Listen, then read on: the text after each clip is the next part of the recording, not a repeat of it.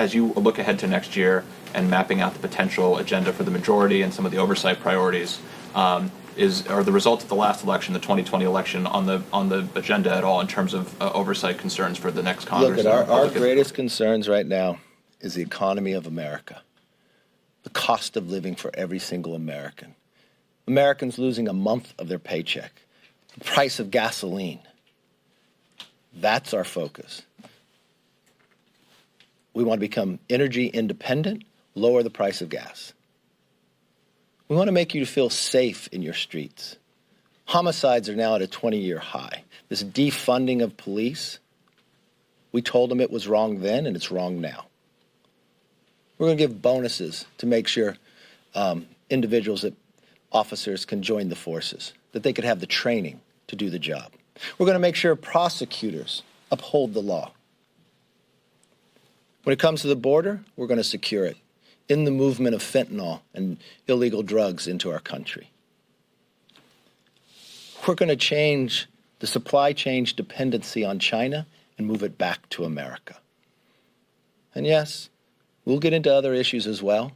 I do not believe men should be competing with women in sports. It'll have a plan to put America back on the right track. And yes, we'll hold this government accountable. We'll want to know why that decisions were made the way they were leaving Afghanistan. We'll want to know where the origins of COVID actually began.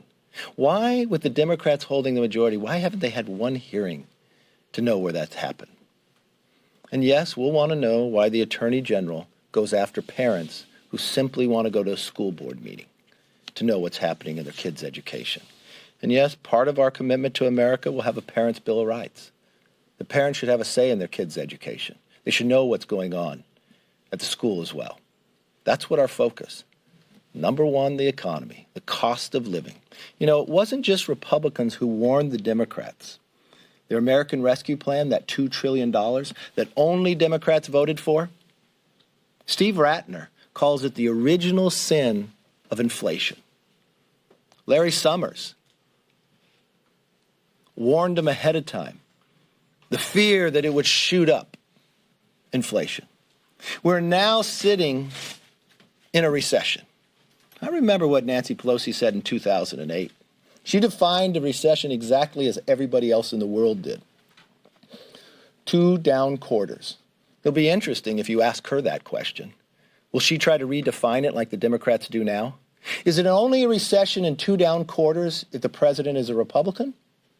And the interesting part is you can take every graph you want to see. When did inflation start skyrocketing? After the swearing in of the president and the passing of the American Rescue Plan, where it was only Democrat votes. So are we focused? Yes, we're very focused. The cost of living is too high. We have not seen this in 40 years. The pain that is causing every single American family. I go back to the simple question. You ask the American family. I'm looking forward to CNN to finally ask this question. Could you afford to give up 1 month pay? Raise that question and see how many people said yes. The sad part is that regardless of how they answered the question, it was all taken from them. It was taken from them because of the Democratic policies creating this inflation. And it's not just inflation they created.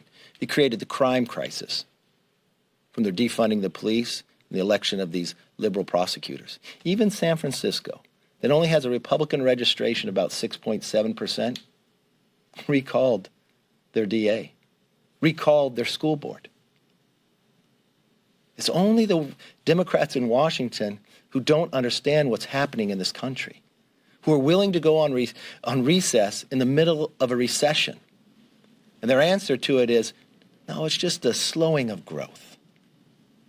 Remember when they told us it wasn't real inflation, it's just discretionary? Then it had peaked at 7.